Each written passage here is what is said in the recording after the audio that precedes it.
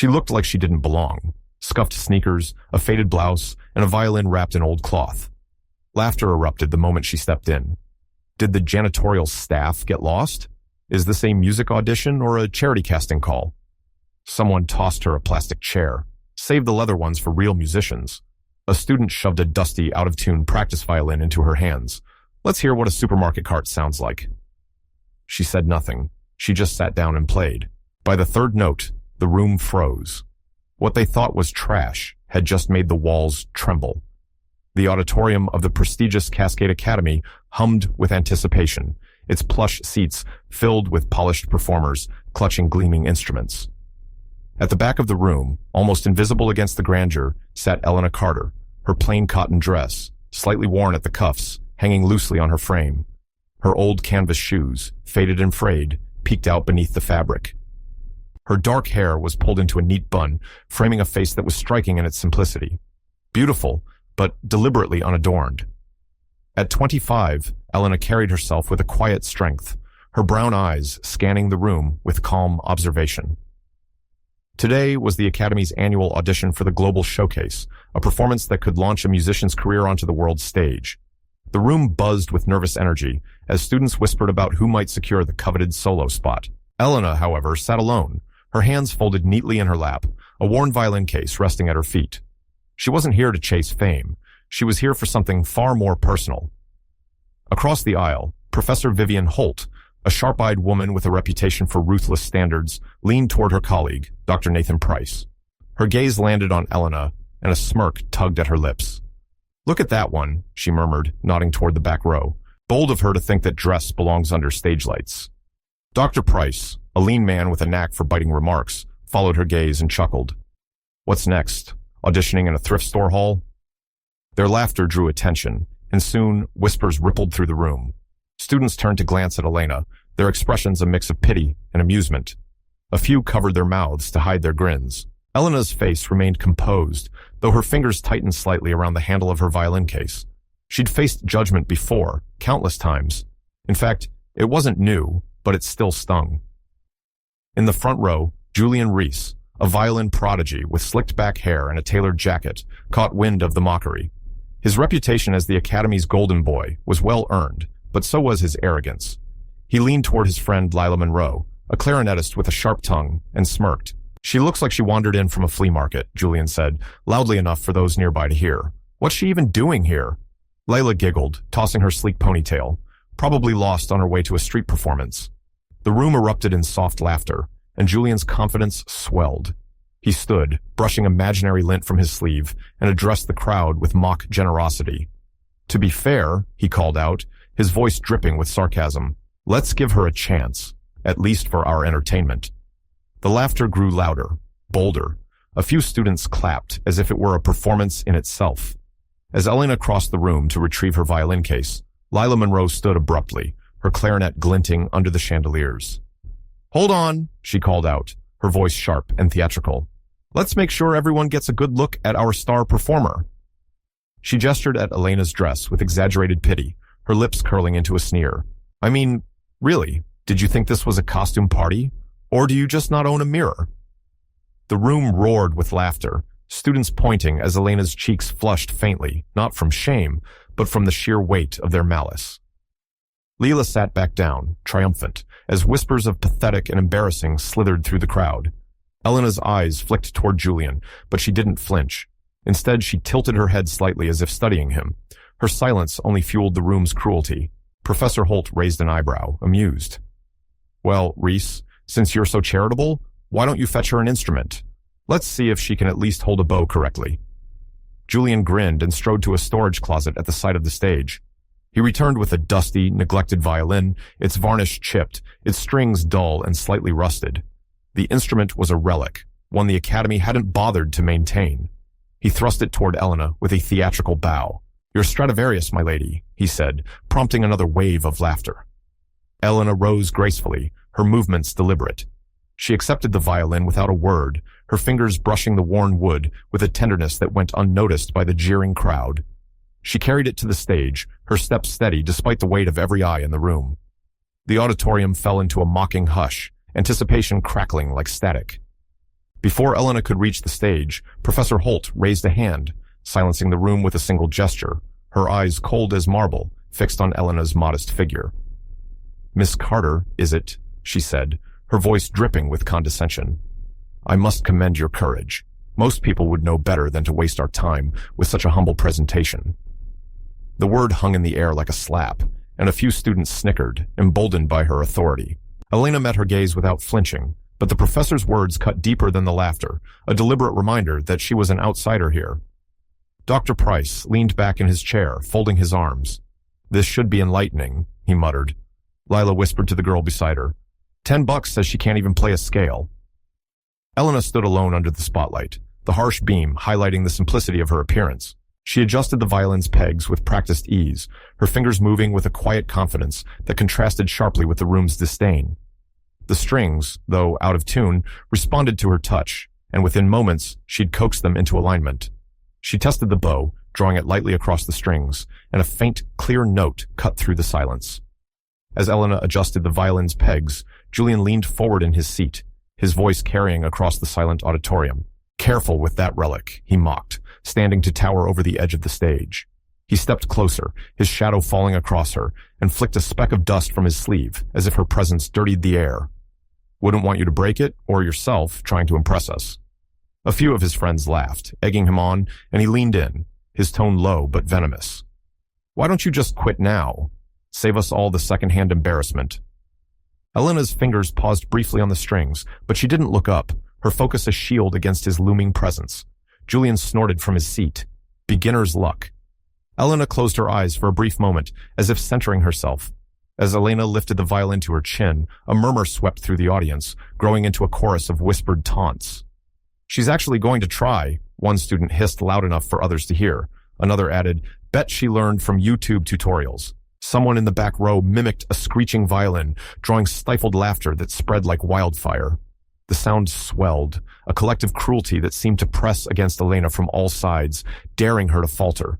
Yet she stood unmoved, her posture straight, her eyes closing briefly as if to shut out their voices, not in defeat, but in defiance. Then, without preamble, she drew the bow across the strings. The first note was soft, but precise, a delicate thread of sound that seemed to hover in the air. The second note followed, richer and more commanding. By the third, the room went utterly silent. She launched into Sarasate's Carmen Fantasy, a piece notorious for its technical demands and fiery passion. The music poured from her like a storm, each note crisp, each phrase alive with intensity.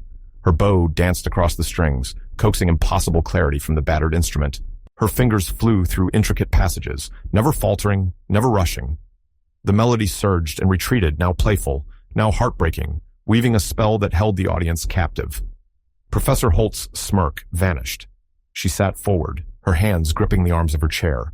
Dr. Price's mouth fell open, his pen slipping from his fingers to clatter on the floor. Julian's confident grin froze, then faded entirely. Leela's eyes widened, her clarinet forgotten in her lap. Elena played as if the room didn't exist. Her body swayed slightly with the music, but her face remained serene, her focus absolute. The violin, despite its flaws, sang under her command, its voice raw but powerful. She navigated the piece's most treacherous runs with breathtaking precision, her phrasing imbued with a depth that spoke of years of devotion. In the wings, a young assistant professor, Mara Quinn, whispered to herself, "That's how Clara Voss used to play it." The final note rang out, sharp and triumphant, before fading into silence. For a moment, no one moved. Then the auditorium erupted into applause, stunned, fervent, unstoppable. Students leapt to their feet, their earlier mockery forgotten. Even those who had laughed loudest clapped now, their faces a mix of awe and shame. Elena lowered the violin, her breath steady, her expression unchanged.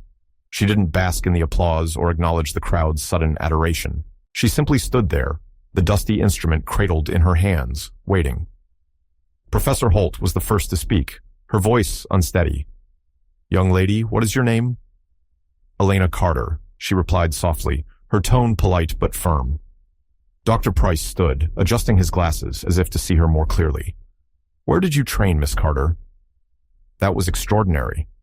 The room leaned forward, hungry for her answer. Elena's lips curved into a small, almost wistful smile. I was Professor Monroe's last student, she said. Before she passed, I just wanted her music to keep living.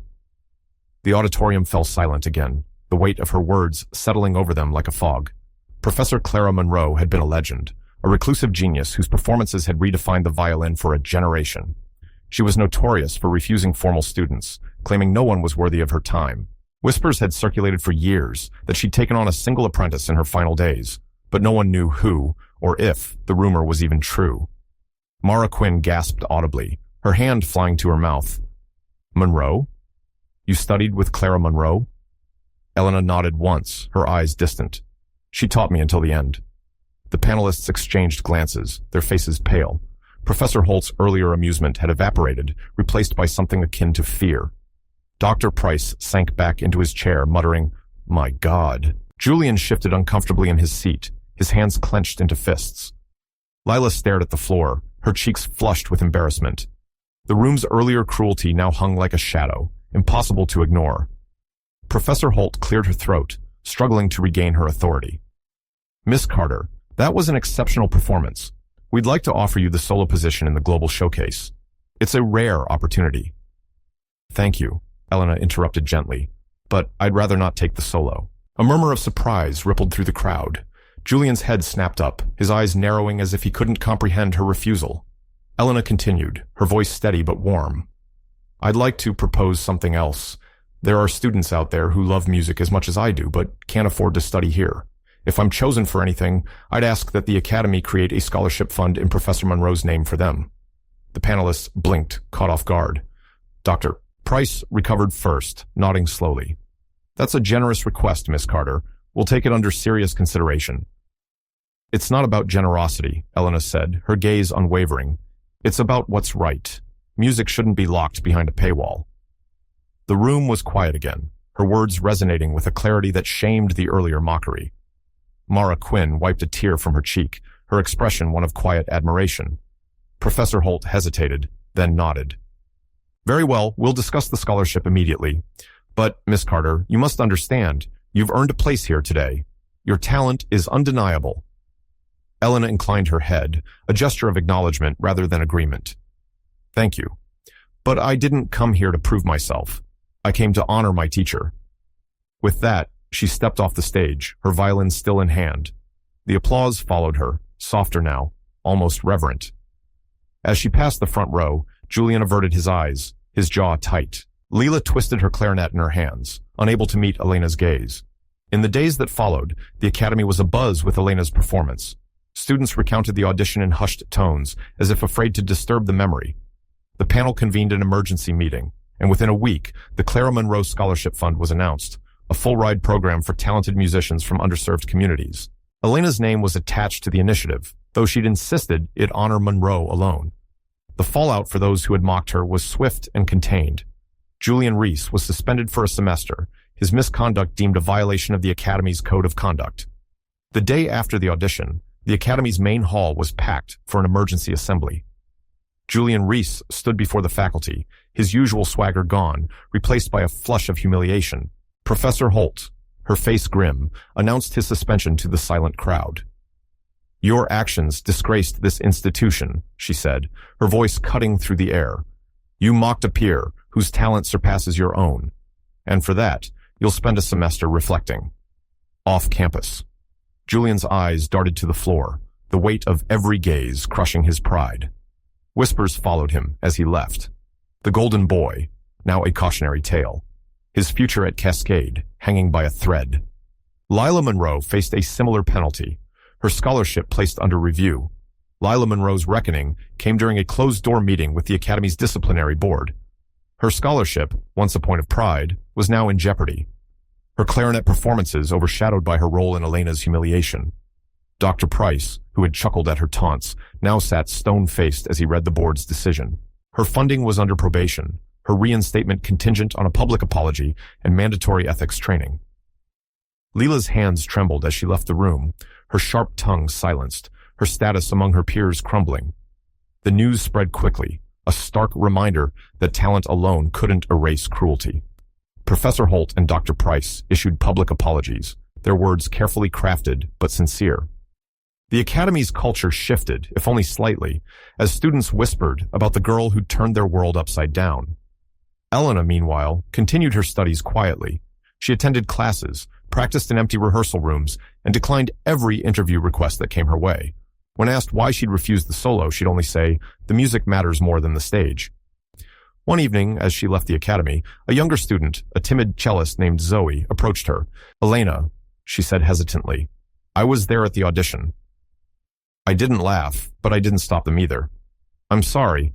Elena smiled, her eyes kind. "You're here now. That's what counts." Zoe clutched her sheet music, emboldened.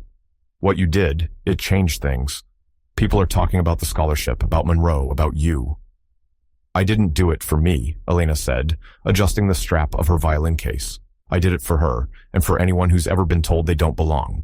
As she walked away, her silhouette framed against the setting sun, Zoe overheard a passing student whisper to another, "She doesn't need the spotlight. She is the light." Elena's steps didn't falter. She had no need for their praise, no desire for their redemption. She carried Monroe's music within her, and that was enough. But the story didn't end there. A year later, Seattle's music scene glittered at a grand gala held in a waterfront pavilion, its glass walls reflecting the city's skyline. Elena arrived, radiant in a deep emerald gown, her bun replaced by loose curls that caught the chandelier's glow, her brown eyes warm yet commanding. Whispers followed her, Cascade's quiet virtuoso, the woman who'd reshaped the Academy's legacy. Across the room, she spotted Julian, now a coat check attendant, his tailored jacket swapped for a stiff vest, his slicked hair limp. Their eyes met, and he fumbled a guest's scarf, which unraveled onto the floor, tripping a waiter carrying a tray of champagne flutes. The glasses crashed, spraying fizz over a conductor's tuxedo. He sputtered, "Is this a performance or a circus?" As Julian stammered apologies, his face crimson, Elena glided over, cool as ever, and handed the conductor a napkin. "Accidents happen," she said smoothly, then turned to Julian, voice low. "Need a hand?" His pride choked him. "I'm fine," he muttered, but his hands shook. Elena smiled, slipping a quarter into his vest pocket. For the tip jar, she winked and walked off, leaving him clutching the coin like it burned. Later, by the dessert table, Elena saw Lila, now a server, her clarinet days a memory. Lila's ponytail sagged as she balanced a tray of pastries, one of which toppled into a critic's lap when she recognized Elena. The critic yelped, "Is this dessert or a projectile?" as Lila babbled, her tray wobbling. Elena stepped in, handing the critic a cloth with a grin. "Sweet surprises," she said, then leaned toward Lila. "Steady now." Lila's jaw tightened, but she nodded. Elena dropped a quarter onto her tray. "Keep the rhythm," she said, her tone light but pointed, and the crowd chuckled, thinking it kind. Lila's eyes followed her, the coin a tiny weight of her past. Outside, under twinkling lights, Dr. Price manned a donation booth for the Monroe Scholarship, his biting wit dulled by a polyester suit. He didn't see Elena approach until she paused, reading his sign. He froze, then tried a weak smile. "Miss Carter, I didn't expect you." A gust knocked his flyers skyward, and as he scrambled, one stuck to a guest's shoe, trailing icing. The guest grumbled, "Is this art or litter?" Elena caught a flyer, handing it back with a nod. "Causes need care," she said, dropping a quarter in his jar. "For the fund." Price's face flushed as she walked away, the coin clinking like a reminder of his shame. The gala's peak came when Professor Holt, now demoted to usher, checked Elena's ticket at the VIP section. Her sharp eyes didn't recognize her at first, but her clipboard trembled when Elena said, "Carter, +1, legacy." Holt paled, fumbling the ticket, which fluttered into a fountain, splashing a soprano's gown. The soprano shrieked, "Is this a concert or a splash zone?" as Holt dived for it, soaking her sleeve. Elena handed her a program, voice velvet. "Dry seats ahead," she said, then to Holt. "Keep the gate open." She slipped a quarter into Holt's pocket and breezed past, leaving her stunned, the coin a glint of justice. As Elena joined the crowd, her music in Monroe's legacy sang louder than any applause, her quarter's quiet notes in a symphony of reckoning. Disclaimer: all stories shared on this channel are fictional and created solely for entertainment purposes. We support a world where everyone enjoys equal rights under the law and where society continues to advance in fairness, progress, and civility. Our aim is to share meaningful stories that contribute to a better life. Any resemblance to actual events, individuals, or organizations is purely coincidental and unintended. These stories are not meant to reference any real people, events, or entities and contain no political or religious undertones.